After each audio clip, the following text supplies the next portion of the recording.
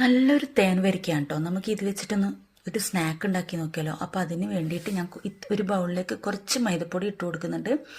പിന്നെ ആവശ്യത്തിന് പഞ്ചസാര. നല്ല മധുരമുള്ള ചക്കയാണ്, പഞ്ചസാര വേണമെങ്കിൽ മാത്രം നിങ്ങൾ ചേർത്ത് കൊടുത്താൽ മതി കേട്ടോ. അപ്പോൾ ആവശ്യത്തിന് പഞ്ചസാര ഞാൻ ചേർത്ത് കൊടുക്കുന്നുണ്ട്.